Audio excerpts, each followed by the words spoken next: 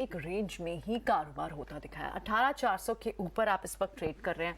Bank Nifty भी आप देखें तो 42,500 के ऊपर है, तो बुलिश नोट पर तो बंद हो रहे हैं। और जिस तरह से हमें राजेश भी बता रहे थे कि यहाँ स्ट्रॉन्ग पुट बेस भी है 18,300 की कॉल पर, 18,200 की कॉल पर, और अब निफ्टी का शायद समय हो सकता है एक और छलांग लगाने का। 18,600 तक की बात की जा रही है। लेकिन इस बीच आज जिन काउंटर्स से पार्टिसिपेशन आई वो लार्ज कैप स्पेस के ही थे। हालांकि उसमें बैंक्स के नाम ज्यादा थे, जैसे कि HDFC ट्विंस हो, कोटक महिंद्रा बैंक हो। लेकिन आपको दूसरे जो स्टॉक से आज मूव देखने को मिली उसमें आपको IT काउंटर्स के TCS जैसे मार्जिनल इनमें आज बढ़त थी, लेकिन TCS जैसे काउंटर, इन्फोसिस, L&T में मूव की बात हो रही है। और ONGC जैसे काउंटर्स, भारतीय एयरटेल जैसे काउंटर्स पर बड़ी जो पार्टिसिपेशन है वो आपको बैंक से ही अब भी दिख रही है। कोल इंडिया नंबर्स वीक आने के बाद एक बड़ा डेंट झेला था कोल इंडिया ने, आज एक रिकवरी मोड पे भी है। कोल प्राइसेस को लेकर भी हम लगातार आपको कोल मिनिस्टर का बयान भी सुनवा रहे थे। पावर स्पेस हो, मेटल में एल्यूमिनियम स्पेस हो जो कोयले का यूज भी करते हैं स्मेल्टर्स में, उस पर एक खास नजर जरूर रहेगी। लेकिन आज मेटल वहां थोड़ी सॉफ्टनेस देखने को मिली। उसका रीजन था क्योंकि डॉलर इंडेक्स के जब तक कूलिंग ऑफ डॉलर इंडेक्स था तब तक मेटल में रिबाउंड का ट्रेड चल रहा था। लेकिन अभी वहां पर जब सर्ज वापस आने लगा है तो मेटल्स भी कूल ऑफ होते हुए दिखाई दे रहे हैं।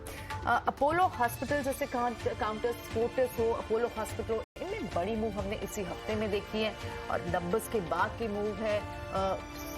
स्टॉक्स जो है रेवेन्यू की विजिबिलिटी दिख रही है, गाइडेंस स्ट्रॉन्ग आ रही है मैनेजमेंट की, थोड़ी सी प्रॉफिट बुकिंग वहां पर भी आपको दिखी। हिंडाल्को बड़ी तेजी से चला था, वहां पर आपको 2.5% की मूव दिख रही है नीचे की तरफ। अदानी पोर्ट्स में भी मूव 900 तक चली गई थी चाल, अब वहां पर भी आपको प्रॉफिट बुक होते हुए दिख रहे हैं। इसके अलावा दूसरे जो काउंटर्स है, steel counters like JSW steel हो, टाटा स्टील, इनफैक्ट इन सब में मूव आपको नीचे की तरफ दिख रही है।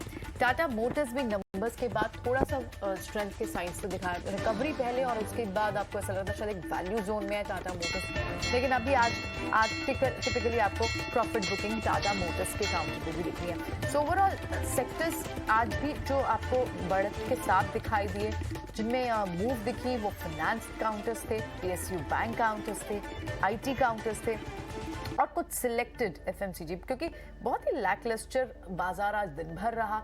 सिर्फ स्टॉक स्पेसिफिक एक्शन कुछ स्पेसेस में दिखा, लार्ज कैप बैंक्स में और फाइनेंस काउंटर्स में मेजरली आपको एक्शन दिखा। उसके अलावा बहुत ही लैकलस्टर आपको बाजार दिन भर दिखा। मिड कैप और स्मॉल कैप से तो कोई परफॉर्मेंस दिखी ही नहीं आज।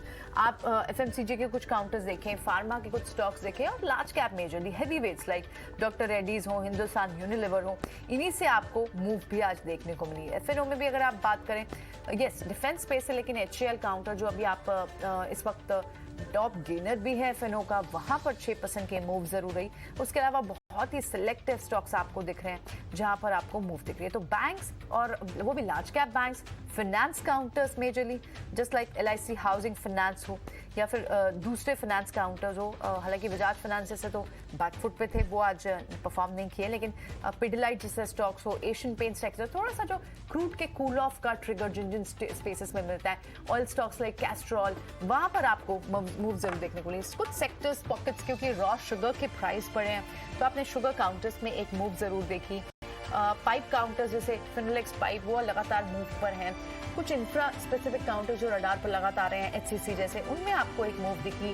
NCC, NBCC, रियल एस्टेट में प्रेस्टीज जैसे काउंटर्स, उनमें आपको मूव दिखी। तो बहुत ही सिलेक्टिव एक्शन आपको दिख रहा है और आज ऑटो स्पेस से भी कोई बड़ी मूव्स नहीं देखने को मिली। तो ओवरऑल एक लैकलस्टर बाजार, लेकिन बुलिश पर बंद हो रहा है।